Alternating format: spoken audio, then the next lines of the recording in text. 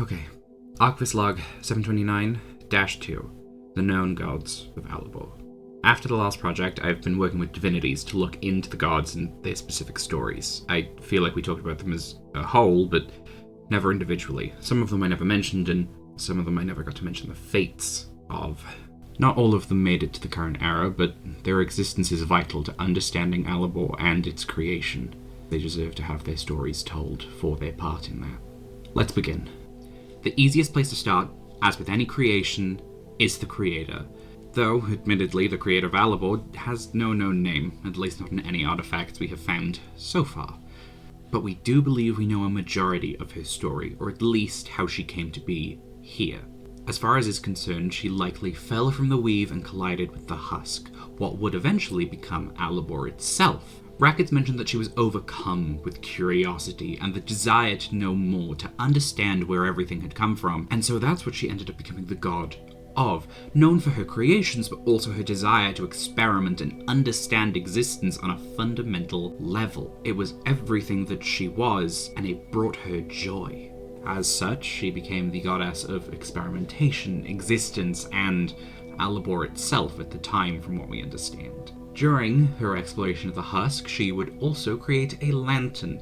This lantern that she would use to explore would eventually, accidentally, scar her hands, burning the flesh, absorbing it into itself, and becoming sentient as it grew, a massive ball of flame that we now call the sun, though these days it is often known as Alor in the common tongue. The sun itself would have been known for the story of having to control its flames and hence choose balance for itself. Because of this, the sun was often seen as a god of self-discipline, as well as daylight and the dawn, most obviously.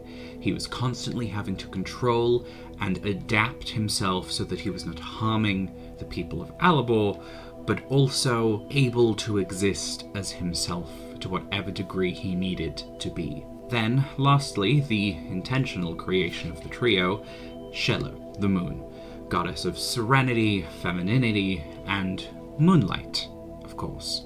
At the time, she was known for being a gentle, caring soul. Her primary purpose was to assure that resources were distributed and all had fair access to the water of Alabor. Whether this be through rivers or oceans, she was guiding things, essentially, helping to make sure that everything was right in the zone it needed to be for the sake of sustainability. This trio would essentially form what is known as the Genesis Trinity, the three gods that were able to manage creation and bring it into an existence that was existable, one that could sustain itself even without them, though, of course, they still participated in it. Their worship would begin as the people did, but first, before them, would come the Titans being born of Alor and Shela's physical forms that the creator had made for them so that they could experience the planet of Alabor itself. In total, they would have 5 children, known as the Titans of Alabor. These would be Gara, the Titan of Stone, Senna, the Titan of Flora, Tisa, Titan of Water, Varus, Titan of Air, and Reth, Titan of Fire. Individually, they took aspects from their parents and made that their primary epithet. For Gara, it was stability. For Senna, it was growth. Tissa was transience, Varus exploration, and Reth was balance, just like his father. They would be the ones to usher in the people of existence, those who would explore the planet and truly call it home, similar to how the Titans do. They were not bound to the skies such as the Celestials, and so they would get to explore it and mold it into their own thing. As people became more common, they began to explore the varying reaches of the planet. Because of this, the Titans had a harder time communicating with everybody. Even through prayer, huddling so many voices into their heads, it made it difficult to actually speak with them and give them advice and help them along their way. Because of this, the Titans would create their own pantheon, the Primordials. Each Titan would have minimum 1 primordial, maximum of 3 in one case, and they would be the ones to carry on their specific lessons. What we notice here is that it sort of branches down from the parents in terms of Alor and Shela, eventually into the Primordials, breaking things down into their base components. An example of this would be Lilia and Asmodia, the Primordials of Fire. Their parent, Reth, was the Titan of Balance, but also of Fire. This, coming from Alor and his struggle with his own flames, means that Lilia and Asmodia were essentially broken down into a healer and a harmer. They both focused on the different aspects of fire and what it meant. There was a similar case with the primordials of Flora. Elven was a sower, a god of cultivation, whereas Orkan was the reaper, the god of utilization. It is the balance between what you should grow and what you should use, making sure that the land remains as the land is, and that you live in harmony with it rather than reaping all of its resources for your own, inevitably dooming yourself and the land. Similar themes continue with the other primordials too. The primordials of water, Murana, Tordas, and Verdun, represented the different states that water could exist in, but also those freedoms that are granted with them. Murana specifically was the primordial of freedom. Tordas, meanwhile, was more about tranquility, whilst Verdun was about resistance, fighting for your existence even if that inconvenienced someone else. There were also Erakan and Raverna, the primordials of air, subsequently the flyer and the flightless. Erakan was granted the freedom of the skies and hence became a god of messengery. Meanwhile, Raverna became a god of adaptability, deciding that if he may not yearn for the skies, he may yearn for something else. There are still lands everywhere to explore. It does not have to be one or the other, it can be something else. The only primordial without any form of counterpart was Dwarva the artisan. They were a child of Gara, Gara's only child to note, and hence they were a god of precision. They represented the fact that stone in itself is a beautiful and easily obtainable resource, but it is also finite in that you can't necessarily regrow stone of all things. And so Dwarva was able to teach the people how to use what is limited to make sure that it lasts for as long as it would if you had left it in the earth. This was a very similar lesson to that of Elven and Orkan, of which Dwarva was technically siblings with and often communed with specifically, but officially they are technically primordials of different aspects. And with that we have explored all gods of the old pantheon, those who existed from Genesis to Dreadmist, and that is where we next have to look. When the Dreadmist covered the surface, there was no way for Alor and Shella to commune with the people of the land. It's believed that they had tried to, knowing that the stars were created during this time in an attempt to burrow through the mist to potentially communicate with people. As it was made thinner, they were able to speak with a few, but it was very limited. As such, there were no true gods during this time.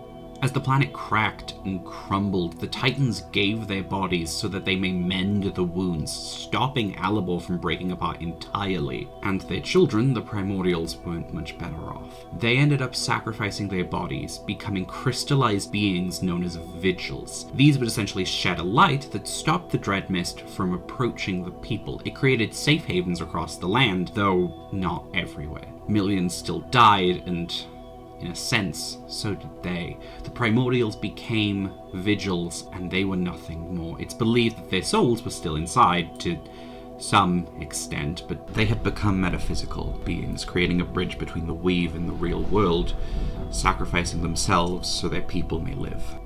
As the Dreadmist's reign continued and people began to discover that the Vigils' death would eviscerate the dread rather than simply pushing it back, people began to go through this process with each vigil, up until they realized that certain parts of northern Alabor would not be able to be saved due to there not being any vigils in those areas. Peoples of those specific places began to work together to figure out a way that they could create a man-made vigil, essentially. And so 8 different mages joined together to create one out of themselves, forming together to become what would essentially be a primordial, specifically so that they could use their magic to kill themselves. All 8 of them would eventually be honored as saints, and that is their title to this day. Still patrons of certain places across the continent of Atrest, the northern area of Alabor. Whilst most gods were dying or being born to die, there were some that were seen in the mist that seemed to remain, and to this day we're not sure if they're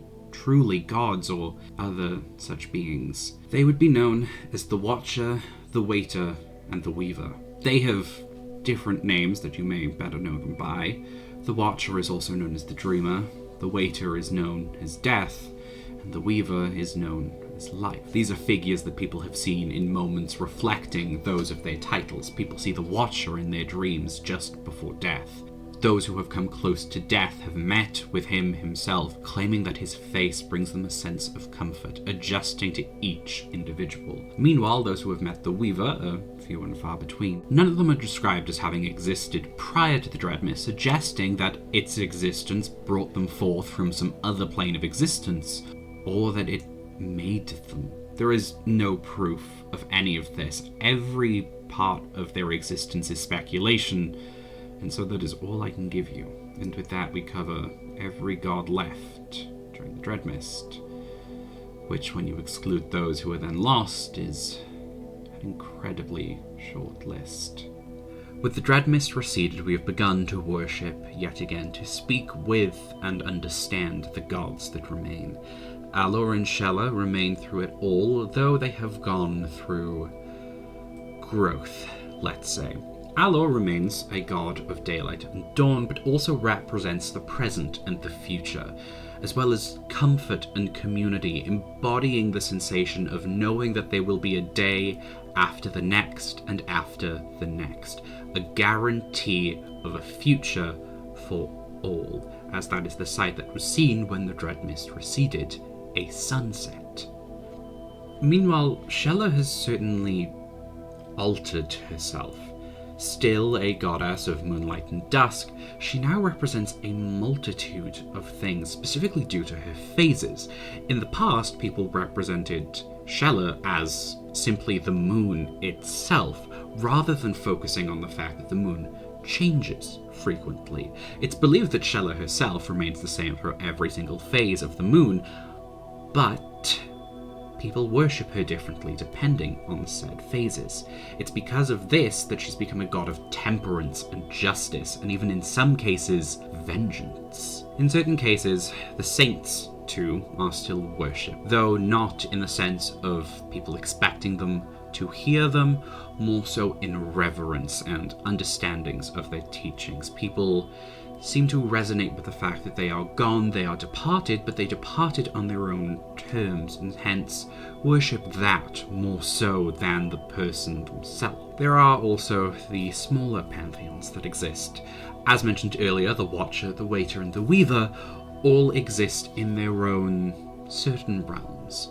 There are few worshippers of them, but they certainly exist. Some may describe them as cults, but others would simply claim it is a form of religion, though still little is known about each of the three. The Dreamer is the one we know the most about, often appearing to people as a child filled with curiosity and wanting to understand each individual she comes across. It's not known how she specifically communicates with people, but often she is described as bringing an aura of comfort and calm to people, as if ushering them into a deeper sleep, likely in relation to her role during the Dreadmist, where she would act as the one who watches before death would come and take them. Similarly, little is known about death and life as they are often described, though there is a tale of somebody taking the face of death. In recent years, people have described meeting death and escaping his grasp, and mentioning that his face is only half there, the rest a gaping hole leading to a void unseen. Less horrifically is the existence of the pantheon of Chija, which admittedly is only two different gods, sisters, specifically Zhaguang, the dawn of Chija, and Zhayu, the reign of Chija. The tales tell of Zhaguang walking out of the ocean, specifically trying to find people. She is not known to know where she has come from, nor what had happened to her. All she remembers is screaming, knowing she must find a person, a soul, to tell her what had happened to the world. As she wandered through the waves and the rain came over her, she remembers mist forming from her body as the rain essentially began to extinguish her, before her sister, Zhayu, appeared from said mist, bringing her to shore and essentially helping her back to health. They now rule over Chija as twin gods, essentially. Zhaguang has revealed none of her backstory so far, but scholars are very eagerly still speaking with her frequently. None have managed to pry any answers from her yet, and she seems to enjoy the game of cat and mouse when it comes to leading people to those answers. She has given fake stories before, but those have all been proven false through her own admission. It seems she is very much having fun with fucking with history. Language, my bad. Other than that, there are the stars that still remain in the sky from when the moon and the sun had attempted to break through the dread mist. Now remaining above, stars will occasionally fall from the sky, landing upon the planet and forming into what is known as angels, or Asimar, essentially civilians with the power of the Celestials, so it is on a much smaller scale. It would not be fair to call them gods whatsoever. Eidolons, however, now those are gods. Eidolons are essentially a collection of stars that have forged their consciousnesses together due to the demand of the people. It seems as though they react to people's emotions and hence respond to those calls. A prominent example is the tale of the Shield Maiden. During the siege of Port Tarian, where Devoir had tried taking back that territory, the people's desire to protect each other had birthed this constellation, essentially, creating the Shield Maiden, Eidolon of protection. Similarly, during Devoir's attempted siege on Scothus, the Stormlord had forged, wiping out the hordes with nothing but the skies and wind. There are a variety of these eidolons of creativity, scorn, fear, lust, joy, sadness. Every emotion you can conceive has an eidolon, potentially.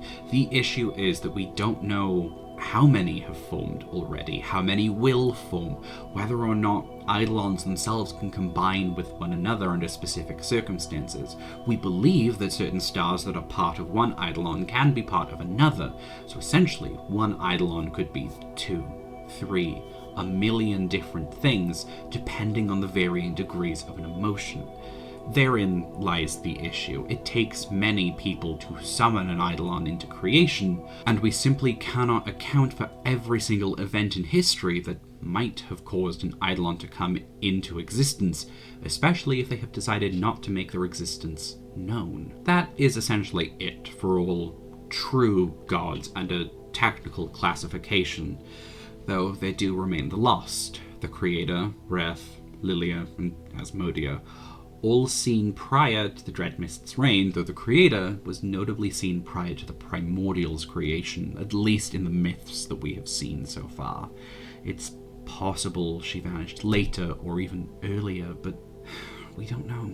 No one wanted to write about her for such a long time, and it's hard to understand why. It feels intentional, but there's no way of knowing if that's the case. But speaking of intentions, there is technically one other category we have to go through. One that is still up for debate on whether or not they are technically gods or not. There are some academical parties that want to rearrange the ideal specifically for these creatures, and that would be the dragons. In existence, there are 14 known, 7 metallic, 7 chromatic, each with their own counterpart in the opposite category. The metallic dragons were created by the moon, the chromatic were created by the sun. As far as is known, they were essentially created to guide us back to a stable existence. The metallic dragons take the form of people and higher up positions in society. There have been a few over the years who have made themselves known, specifically so that they did not feel as though they were manipulating the people. Others prefer to stay in hiding or even take the roles as civilians. Meanwhile, chromatic dragons stay in their draconic forms, but guard specific locations, stopping people from entering. Examples would include somewhere that had not been cleansed of the dread quite yet, places that might never be cleansed, or just places of such great danger that even the gods needed to intervene. Which is why they are not technically classed as such. Most often they are considered messengers because of this. They act for the sun and the moon instead of their own accord. Most often they have their own missions. And so we come to the end of this specific log, going over the histories of the gods and their futures and ends. It still makes little sense to me. So many of them could just disappear. All 3 are fire and the Creator. But what would they have in common? What made them go? Where did they go? Surely if they were dead, we would have known. The death of the Titans, you can see what came of their bodies all over Central Alabor. Their very beings weave the planet together now. You can see it. And so if Reth had died, then you would know. He was focused on balance. If he had lost control, surely there would have been all-consuming fire. And if the Creator had died, well, that would have been... Apologies. I went off topic. This has been Archivist Log 729-2. May the light bless you.